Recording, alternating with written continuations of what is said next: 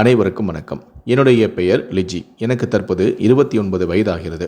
நான் கேரளா மாநிலம் இடுக்கி மாவட்டம் களுத்துக்குளமேடு பகுதியில் வசித்து வருகிறேன். என் கணவனுடைய பெயர் ரிஜேஷ். எனக்கு தற்போது 2 வயதில் ஒரு குழந்தையும் உள்ளது. என் கணவனுக்கு இடுக்கி மாவட்டம் சந்தனப்பாறையில் உள்ள மஷ்ரூம் ஹட் என்ற பண்ணை வீட்டில் வேலை கிடைத்தது. அதன் பிறகு நானும் என் கணவனும் பண்ணை வீட்டில் அருகே இருக்கக்கூடிய வீட்டிலேயே தங்கி அங்கு வேலை செய்து வந்தோம். பண்ணை வீட்டில் உள்ள விலங்குகளை எல்லாம் என் கணவனான ரிஜோஸ் கவனித்து கொள்ள நான் மற்ற வேலைகளை எல்லாம் பார்த்து வந்தேன். நாங்கள் வேலை செய்யும் பண்ணை வீட்டுடைய ஓனர் தான் வாசிம். அவருக்கு 31 வயதாகிறது. என் முதலாளியான வாசிமுக்கு என்னை பார்த்ததுமே அவருக்கு பிடித்துவிட்டது. என்னை அடைய வேண்டுமென அவர் பல நாட்களாக யோசித்து கொண்டே இருந்தார். அதற்காக அவர் தனியாக ஒரு திட்டத்தையும் தீட்டினார். என் கணவனான ரிஜோஸுக்கு மது குடிக்கும் பழக்கம் இருந்தது. ஆனால் அவர் தினமும் குடிக்க மாட்டார். எப்போதாவது தான் குடிப்பார். என்றாவது ஒரு நாள் அவருக்கு கடுமையான உடல் வலி இருந்தால் அன்று மட்டுமே அவர் குடிப்பார். ஆனால் என்னுடைய முதலாளியா வாசிமுக்கு என் மீது ஆசை ஏற்பட்டதால் என்னை அவர் அடைய நினைத்து என் கணவனுக்கு தினமும் பணம் கொடுத்து குடிக்கச் சொல்வார். என் கணவனும் பணம் கிடைக்கிறதே நினைத்து கொண்டு தினமும் குடிக்க ஆரம்பித்தார். ஒரு கட்டத்தில் என் கணவன் குடிகாரனாகவே மாறிவிட்டார். ஆனால் ஆரம்பத்தில் இதெல்லாம் எனக்கு தெரியாது. என் கணவனுக்கு மது குடிக்க என் முதலாளி தான் பணம் கொடுக்கிறார் என்றும் என் முதலாளிக்கு என் மீது ஆசை இருப்பதும் எனக்கு தெரியாது. என் கணவனும் தினமும் குடித்துவிட்டு வந்து படுத்து தூங்குவதால் என்னுடைய வாழ்க்கையே போய்விட்டதென நான் தினமும் மன வருத்தத்தில் இருந்தேன். வாழ வேண்டிய வயதில் இப்படி நான் இருக்கிறேன் என நான் கவலையுடனும் இருந்தேன். அப்போதுதான் என்னுடைய முதலாளி எனக்கு ஆறுதலாக பேசவும் ஆரம்பித்தார். அவருடைய இந்த ஆறுதலான பேச்சு எனக்கும் பிடித்திருந்தது. அதன் பிறகு நானும் அவருடன் அடிக்கடி பேசி பழகி வந்தேன். எங்களுக்குள் ஏற்பட்ட இந்த பழக்கமானது நாளைவில் தகாத உறவாக மாறியது. என் கணவனும் தினமும் மூக்குமுட்ட குடித்துட்டு வந்து தூங்கும் விதத்தில் நானும் என்னுடைய முதலாளியும் உல்லாசமாக இருக்கவும் ஆரம்பித்தேன். என் மீது இருந்த ஆசையாலும் என்னுடன் தினமும் உல்லாசமாக இருக்க வேண்டும் என்பதற்காகவே என் முதலாளி எனக்கு தெரியாமலேயே என் கணவனான ரிஜேஷுக்கு காசு கொடுத்து குடிக்க வைத்திருந்தார். என் கணவனும் குடிகாரனாக நானும் அவருக்கு படுக்கையில் சுகத்தை கொடுத்து கொண்டு வந்தேன். இப்படியே எங்களுடைய நாட்களும் சென்று கொண்டே இருந்தது. ஒரு கட்டத்தில் இந்த உண்மை எனக்கு தெரிய வந்தது. என் முதலாளி தான் என் கணவனுக்கு காசு கொடுத்து அவரை குடிகாரனாக ஆக்கினார் என்பது எனக்கு தெரிய வந்தது. ஆனால் அந்த சமயத்தில் நான் கோபப்படவும் இல்லை. காரணம், எனக்கு முதலாளியை தான் ரொம்ப பிடித்திருந்தது. என் கணவனிடம் நான் உல்லாசமாக இருந்தாலும் கூட எனக்கு இந்த அளவுக்கு ஒரு திருப்தியான ஒரு வாழ்க்கை கிடைத்திருக்காது. அதே சமயம் என் முதலாளியுடன் நான் இருக்கும்போது எனக்கு அது ரொம்ப பிடித்தும் இருந்தது. அவருடனே நான் வாழ வேண்டும் எனவும் ஆசைப்பட்டேன். அதனால் நான் அதனை பெரிதாக எடுத்துக்கொள்ளவும் இல்லை. என் கணவன் குடிக்க அடிமையால் கூட நான் அதை பற்றி கவலைப்படவும் இல்லை. நான் தினமும் என் முதலாளியான வாசிமுடன் உல்லாசம் அனுபவித்து வந்தேன். ஒரு நாள் இந்த விஷயமானது எப்படியோ என் கணவனுக்கு தெரிந்துவிட்டது. நானும் என்னுடைய முதலாளியான வாசியும் உல்லாசமாக இருந்ததை அவர் பார்த்துவிட்டார். சில நாட்களாகவே நானும் வாசிமும் அடிக்கடி பேசுவது என் கணவனுக்கு சந்தேகத்தை ஏற்படுத்தியது. இதனால் அவர் எங்களுடைய தகாத உறவை கண்டுபிடிப்பதற்காகவே ஒரு நாள் குடிக்காமலேயே குடித்தது போலவே நாடகம் ஆடிக்கொண்டு என்னுடைய வீட்டிற்கு வந்தார். நானும் வழக்கம் போல என்னுடைய கணவன் மூக்கு முட்டை குடித்துவிட்டு தான் வந்திருக்கிறார் என்று நினைத்து கொண்டு என் கணவன் தூங்கிய பிறகு நான் வாசிமுடன் உல்லாசம் அனுபவித்திருந்தேன். ஆனால் அப்போது என் கணவன் குடிக்கவில்லை என்பது அவர் எங்கள் உறவை கண்டுபிடித்த பிறகுதான் எனக்கு தெரிய ஆரம்பித்தது. அதன் பிறகு அவர் என்னையும் என்னுடைய முதலாளியும் கண்டிக்க ஆரம்பித்தார். எங்களுடைய தகாத உறவை கைவிடும்படியும் கூறினார். என் மீது இருந்த ஆசையின் காரணமாகவும் மோகத்தின் காரணமாகவும் எங்களுடைய தகாத உறவுக்கு இடையூறாக இருக்கக்கூடிய என் கணவனான ரிஜோஷை என் முதலாளியான வாசிம் கொலை செய்ய முடிவு செய்தார். அதற்காக அவர் எப்போதும் அருந்தக்கூடிய மதுவில் அவருக்கு தெரியாமலேயே விஷத்தையும் கலந்தார். அதன் பிறகு ஒன்றும் அறியாத என் கணவனோ அதை மதுவென நினைத்து குடித்தும் விட்டார். இதனால் விஷம் குடித்த என்னுடைய கணவன் கொஞ்ச நேரத்திலேயே துடிதுடித்து பரிதாபமாக இருந்து விட்டார். என் கணவனை கொலை செய்த பிறகு நானும் என்னுடைய முதலாளியும் பகல் நேரத்திலும் கூட உல்லாசமாக இருக்க ஆரம்பித்தோம். என் கணவன் உயிரோடு இருந்த சமயத்தில் அவர் மது குடித்துவிட்டு மயங்கிய பிறகுதான் நான் என் முதலாளியுடன் உல்லாசம் அனுபவித்து வந்தேன்.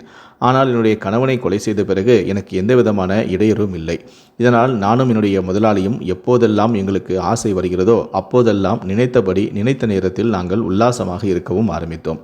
இப்படியே கொஞ்ச நாட்களும் சென்று கொண்டிருந்தது. ஆனால் கொஞ்ச நாட்களாகவே என் கணவன் அவருடைய உறவினரிடமும் குடும்பத்தாரிடமும் எந்த விதமான தொடர்பும் இல்லாததால் என் கணவனை அவர்கள் பலமுறை செல்போனில் தொடர்பு கொண்டனர். ஆனால் என்னுடைய கணவனோ அந்த செல்போனை எடுக்காததால் அவரை பார்ப்பதற்காக நேரிலேயே வந்துவிட்டார்கள். அந்த சமயத்தில் என்னுடைய கணவன் ரிசர்ட்டில் இல்லாததால் அவருக்கு சந்தேகமும் ஏற்பட்டது. இதனால் கொஞ்ச நாட்களாகவே உன் கணவனுடன் எங்களுக்கு எந்தவிதமான தொடர்பும் இல்லை, அதனால் உன்னுடைய கணவனை நாங்கள் பார்க்க வேண்டும் என கேட்டார்கள்.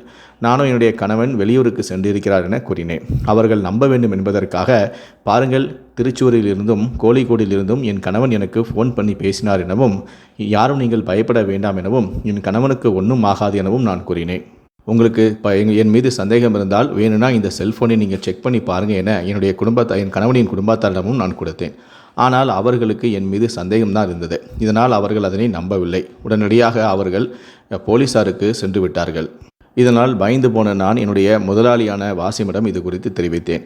உடனே நான் என்னுடைய 2 குழந்தைகளையும் தூக்கி கொண்டு அவளுடன் ஓடிவிட்டேன். என்னை விசாரிப்பதற்காக போலீசார்கள் ரிசர்ட்டுக்கு வந்திருக்கிறார்கள். ரிசர்ட்டுக்கு வந்தபோது நான் அங்கு இல்லை என்பதையும் போலீசார் கண்டுபிடித்து விட்டனர். அதன் பிறகு ரிசர்ட்டின் ஓனரான வாசிமிடம் விசாரிக்கலாம் என்று சொன்னால் அவரும் அங்கு காணோம் என்பதால் போலீசார்கள் கண்டிப்பாக நாங்கள் தான் இருவரும் சேர்ந்து எதையோ செய்தோம் என போலீசாருக்கு பலத்த சந்தேகமும் வந்துவிட்டது. மேலும் எங்களுடைய 2 வயது குழந்தையும் காணாமல் போனதை போலீசார் உறுதியும் செய்துவிட்டனர். நாங்கள் இருவரும் தான் ரிஜேஷை ஏதோ செய்திருக்கிறோம் என்பதையும் போலீசார் சந்தேகப்பட ஆரம்பித்தனர். இதனால் அந்த போலீஸ் குழுவானது ரிசர்ட்டை சுற்றிலும் சோதனை நடத்த ஆரம்பித்தனர். அப்போதுதான் ரிசர்ட் அருகிலேயே மழைநீர் சேகரிப்பு தொட்டியும் இருந்தது. அதன் மேல் புதிதாக மண் போட்டு நிரப்பப்பட்டும் இருந்தது. புதிதாக சிமெண்ட் போடப்பட்டதால் சந்தேகமடைந்த போலீசார் அந்த தொட்டியை தோண்டினார்கள். அதற்குள் ஒரு சாக்கு மூட்டையும் கிடந்தது. அதை பிரித்தும் பார்த்தனர். அதில்தான் என் கணவனை கொலை செய்து அவருடைய சடலத்தை நாங்கள் வைத்திருந்தோம். மேலும் என்னுடைய கணவனின் உடலை கைப்பற்றிய போலீசார் பிரேத பரிசோதனைக்காக மருத்துவமனைக்கும் அனுப்பி வைத்தனர். மருத்துவமனையில் நடத்தப்பட்ட பிரேத பரிசோதனையில்தான் என் கணவனான ரிஜேஷுக்கு மதுவில் விஷத்தை கலந்து கொடுத்து அவரை நாங்கள் கொலை செய்து என்பது போலீசாருக்கு தெரிய வந்தது. இதையடுத்து பிரேத பரிசோதனை முடிந்த என்னுடைய கணவனின் உடலை அவருடைய உறவினர்களிடம் ஒப்படைத்துவிட்டு போலீசார் கொலை வழக்கு பதிவு செய்து தலைமறைவாக இருந்த எங்களை வலைவீசி தேடவும் ஆரம்பித்தனர். போலீசாரிடம் நாங்கள் மாட்டிவிட்டோம். இதனால் போலீசார் எங்களை தேடுகிறார்கள் என நாங்கள் அறிந்து கொண்டோம். இதனால் பயந்து போன நானும் என்னுடைய காதலான வாசிமும் நாங்கள் மும்பைக்கு சென்று விட்டோம். மும்பையின் புறநகரில் உள்ள பன்வெல்லில் உள்ள ஒரு லாட்ஜில் நாங்கள் தங்கியிருந்தோம். போலீசார்கள் எங்களை எப்படியும் பிடித்து விடுவார் என பயந்து போன நாங்கள் தற்கொலை செய்து கொள்ள முடிவு செய்தோம். இதற்காக என்னுடைய காதலான வாசிம் விஷத்தை வாங்கி வந்தார். அதை நானும் என்னுடைய காதலனும் என்னுடைய 2 வயது குழந்தைக்கும் நாங்கள் கொடுத்தோம். ஆனால் என்னுடைய குழந்தையோ கொஞ்ச நேரத்திலேயே துடிதுடித்து இறந்துவிட்டது. நாங்களும் விஷம் குடித்ததால் கொஞ்ச நேரத்திலேயே மயக்கமடைந்து விட்டோம். நானும் என்னுடைய கள்ளக்காதலான வாசிமும் மும்பைக்கு வருவதற்கு வாசிமுடைய தம்பிதான் எங்களுக்கு உதவியாக இருந்தார். இந்த விஷயத்தை போலீசார் எப்படியோ கைது செய்து அவருடைய தம்பியை கைது செய்து விட்டார்கள். இது வாசிமுக்கு தெரிந்து அவர் மன உளைச்சலில் இருந்தார். இதனால்தான் இந்த தற்கொலை முடிவை நாங்கள் எடுத்தோம். அவருடைய தம்பிக்கு எதுவும் ஆகக்கூடாது என்பதற்காக அவர் வாட்ஸ்அப்பில் ஒரு ஆடியோவை பேசி அனுப்பியிருந்தார். எங்களுடைய தகாத உறவுக்கு நாங்கள் கொலை செய்த குற்றத்திற்கு என் தம்பிக்கும் இந்த கொலைக்கும் எந்தவிதமான சம்பந்தமும் இல்லை என்றும் அவன் ஒரு நிரபராதி என்றும் அதில் பேசி அவர் அனுப்பியிருந்தார். அவர் அனுப்பிய அந்த ஆடியோவை வைத்துதான் போலீசார் அவர் மும்பையில் இருப்பதை அறிந்து எங்களை கைது செய்ய நாங்கள் தங்கியிருந்த லாட்ஜுக்கு வந்தார்கள். நாங்கள் தங்கியிருந்த அறையை திறந்தபோது நாங்கள் மூவருமே மயங்கிய நிலையில் கிடந்தோம். உடனடியாக எங்களை மீட்டு மகாராஷ்டிராவின் ராய்காட் மாவட்டத்தில் உள்ள பன்வேலில் இருக்கக்கூடிய ஒரு தனியார் மருத்துவமனைக்கு கொண்டு போய் எங்களை சேர்த்தார்கள். அங்கு பரிசோதனை செய்த மருத்துவர்கள் என்னுடைய குழந்தை இறந்துவிட்டதை உறுதி செய்தனர். அதன் பிறகு எனக்கும் வாசிமுக்கும் மருத்துவமனையில் அனுமதிக்கப்பட்டு தீவிரமான சிகிச்சையும் அளிக்கப்பட்டது. உடல்நிலை தேறிய பிறகு எங்களை மும்பையிலிருந்து கைது செய்த போலீசார் கேரளாவுக்கு அழைத்து வந்து எங்களை சிறையிலும் அடைத்தனர். இந்த சம்பவமானது அந்த பகுதியில் பெரும் பரபரப்பையும் அதிர்ச்சியையும் ஏற்படுத்தியது.